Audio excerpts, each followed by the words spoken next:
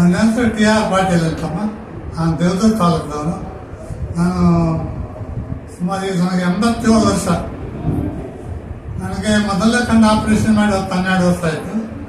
ಈಗ ಎಲ್ಲಿ ಮಾಡಿಸ್ಬೇಕಂತೇಳಿ ದೇವದುರ್ಗದಾಗೆಲ್ಲ ಅಲ್ಲಿ ರೈತರೆಲ್ಲ ಕಾಂಟ್ಯಾಕ್ಟ್ ಮಾಡಿದ್ವಿ. ಅಲ್ಲಿ ಯಾವುದು ಸರಿ ಬರಲಿಲ್ಲ. ಆಮೇಲೆ ಏನು ಬೆಂಗಳೂರಿಗೆ ಹೋಗೋರು ಅಂದರು.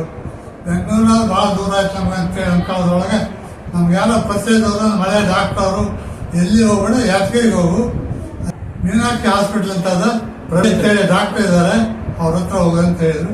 ನಾವಲ್ಲಿ ಇಲ್ಲಿಗೆ ಬಂದು 21ನೇ ತಾರೀಕಿಗೆ ಇಲ್ಲಿ ಆಪರೇಷನ್ ಮಾಡಿಸಿದ್ವಿ. ಇವತ್ತು 28 ಒಂದು ವಾರ ಆಯಿತು ಚೆಕಪ್ಗೆ ಬಂದಿದ್ದೀವಿ. ಇಲ್ಲಿ ಹಾಸ್ಪಿಟ್ಲ್ ಭಾಳ ಚೆನ್ನಾಗಿದೆ. ಸರ್ವಿಸ್ ಅನ್ಕೋದು ಎಕ್ಸಲೆಂಟ್ ಅದು. ಒಳಗೆ ಬಂದು ನಾವೇನು ತೊಂದರೆ ಇಲ್ಲ. ನಾವು ಬಂದ ದಿವಸ 40-50 ಮಂದಿ ಇರ್ತಿದ್ದು.